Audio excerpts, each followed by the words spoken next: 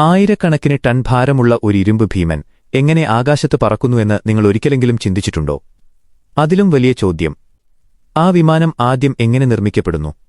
ഇന്ന് ഒരു വിമാനത്തിന്റെ ജനനം മുതൽ ആദ്യ പറക്കൽ വരെ നമുക്ക് കാണാം. യൂറോപ്പിൽ പലയിടങ്ങളിലായി നിർമ്മിക്കപ്പെട്ട വിമാനത്തിന്റെ കൂറ്റൻ ഭാഗങ്ങൾ, ഫ്യൂസലേജ് കഷ്ണങ്ങളും ചിറകുകളും ഉൾപ്പെടെ ടൂലൂസിലെ അന്തിമ അസംബ്ലി പ്ലാന്റിൽ ഒത്തുചേരുമ്പോഴാണ്.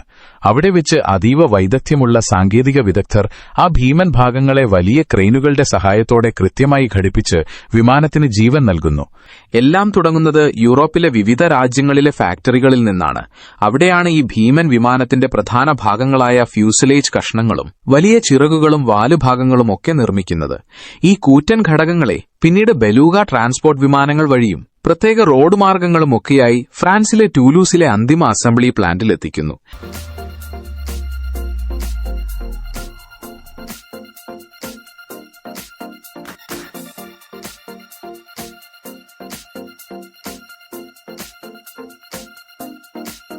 അവിടെ വെച്ച് അതിവൈദഗ്ധ്യമുള്ള സാങ്കേതിക വിദഗ്ധർ ആ ഭീമൻ ഭാഗങ്ങളെ വലിയ ക്രെയിനുകളുടെ സഹായത്തോടെ കൃത്യമായി ഘടിപ്പിച്ച് വിമാനത്തിന് ജീവൻ നൽകുന്നു.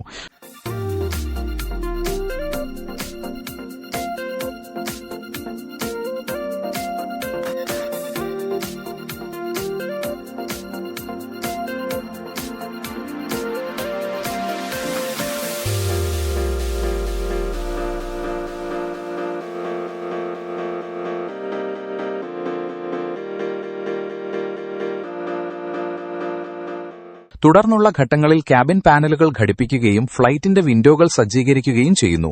എല്ലാ വിൻഡോസും സ്ക്രൂ ചെയ്ത് ടൈറ്റാക്കിയ ശേഷം ഗുണനിലവാരം പരിശോധിക്കുന്നു.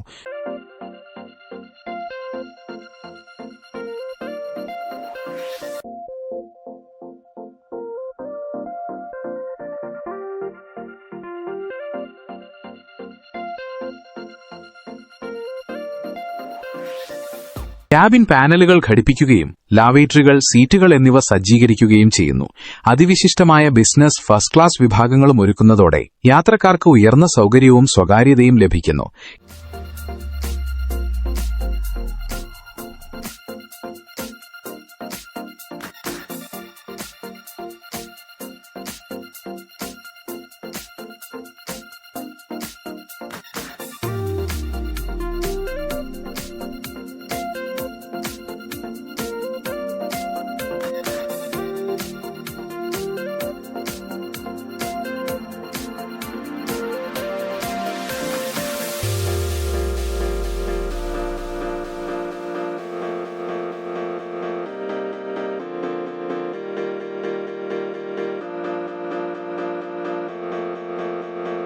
ഇതിനോടൊപ്പം തന്നെ വിമാനത്തിന്റെ കണ്ണുകളായ ലാൻഡിംഗ് ഗിയറിന്റെ രൂപകൽപ്പനയും നിർമ്മാണവും നടക്കുന്നു. സഫ്രാൻ പോലുള്ള കമ്പനികൾ അത് വാർത്തെടുത്ത് അത്യാധുനിക CNC മെഷീൻ ഉപയോഗിച്ച് രൂപപ്പെടുത്തുന്നു.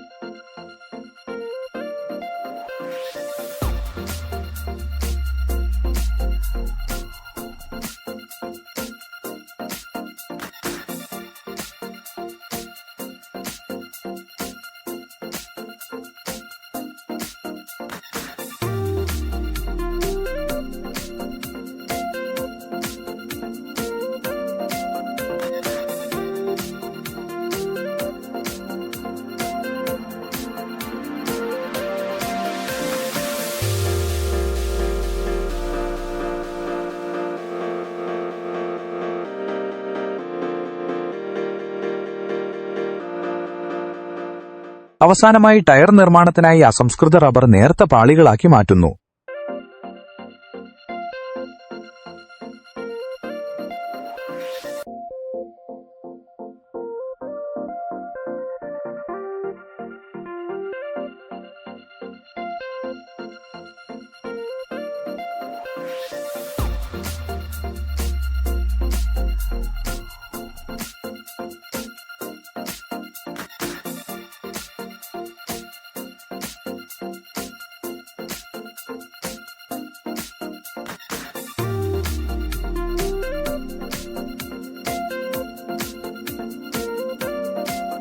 വിമാനത്തിന്റെ ടയർ നിർമ്മാണത്തിൽ റബ്ബർ കോട്ടിംഗ് ഉള്ള ഫാബ്രിക് പാളികൾ, സ്റ്റീൽ ബെൽറ്റുകൾ കൂടാതെ ബീഡ് വയറുകൾ എന്നിവ ഒരു പ്രത്യേക ഡ്രമ്മിൽ കൃത്യമായ ക്രമത്തിൽ അടുക്കുന്നു.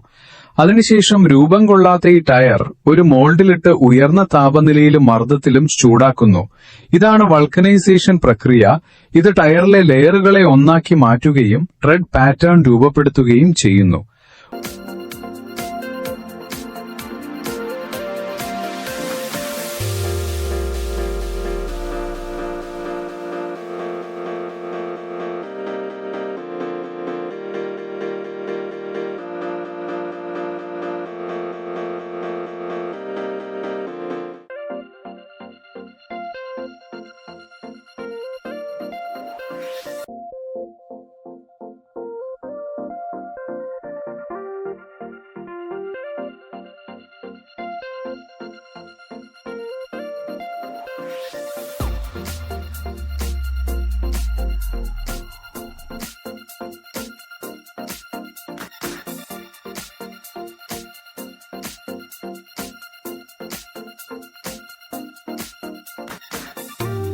ഒടുവിൽ ടയറിന്റെ ഗുണനിലവാരം, ഭാരം, ബാലൻസ്, അലൈൻമെന്റ് എന്നിവ വളരെ കൃത്യമായി പരിശോധിക്കുന്നു.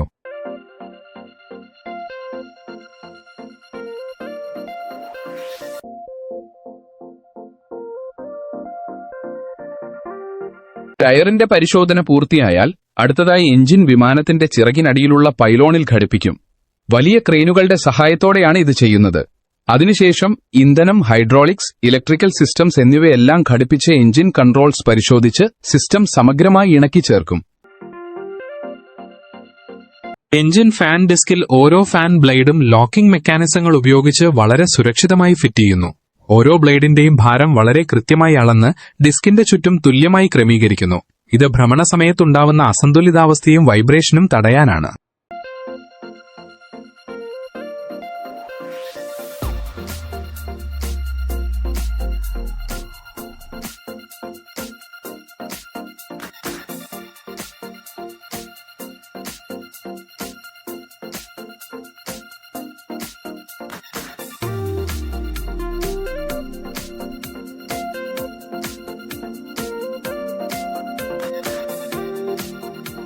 എഞ്ചിൻ ടെസ്റ്റിംഗിന്റെ ഭാഗമായി ഗ്രൗണ്ട് റണ്ണപ്പ് നടത്താറുണ്ട്. ഇതിൽ എഞ്ചിൻ ഉയർന്ന പവറിൽ പ്രവർത്തിപ്പിച്ച് പ്രകടനവും താപനിലയും വൈബ്രേഷനും കൃത്യമായി പരിശോധിക്കും. അതോടൊപ്പം full authority digital engine control അല്ലെങ്കിൽ ഫെയ്ഡെക് സിസ്റ്റം കാലിബ്രേറ്റ് ചെയ്ത് ഇന്ധനക്ഷമതയും സുരക്ഷയും ഉറപ്പുവരുത്തുകയും ചെയ്യുന്നു.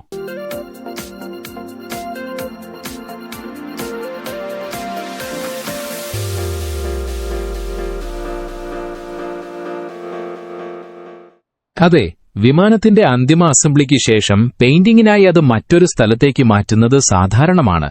ഇത് പ്രത്യേക പെയിന്റ് ഹാങ്കറുകളിലാണ് നടക്കുന്നത്. അവിടെ വെച്ച് വിമാനത്തിന്റെ മനോഹരമായ ലിവറി അല്ലെങ്കിൽ കളർ സ്കീം ചേർക്കുന്നു. ഈ പെയിന്റിംഗ് പ്രക്രിയയും വിമാനത്തിന്റെ സുഗമമായ പ്രകടനത്തിന് വളരെ പ്രധാനമാണ്.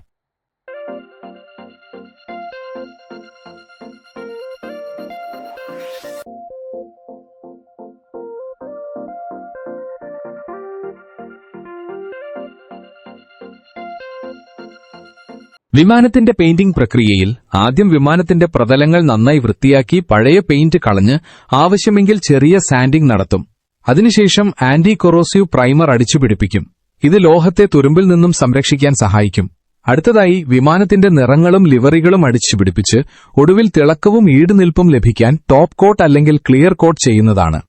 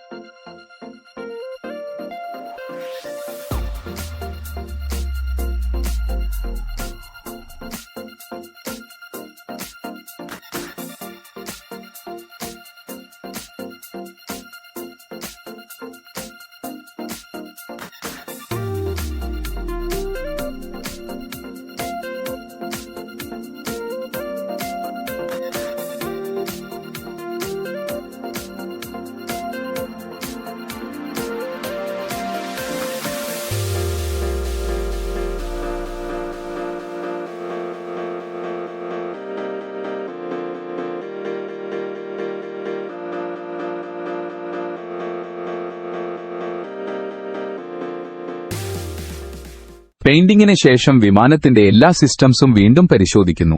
അതിനുശേഷം റൺവേയിൽ ടാക്സിംഗ് ടെസ്റ്റുകൾ നടത്തുന്നു. പതുക്കെയുള്ള ചലനങ്ങൾ മുതൽ വേഗതയേറിയ ഓട്ടങ്ങൾ വരെ ഇതിൽ ഉൾപ്പെടുന്നു. എല്ലാം ശരിയാണെന്ന് കണ്ടാൽ വിമാനം ആദ്യത്തെ പറക്കലിനായി പുറപ്പെടുന്നു.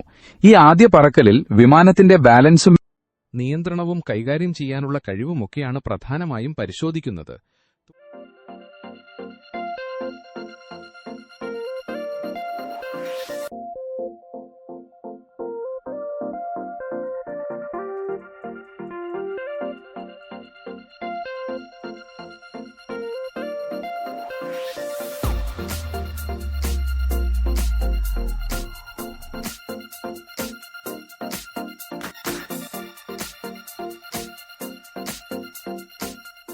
ഈ വീഡിയോ ഇഷ്ടമായാൽ ചാനൽ സബ്സ്ക്രൈബും ലൈക്കും ചെയ്യുക.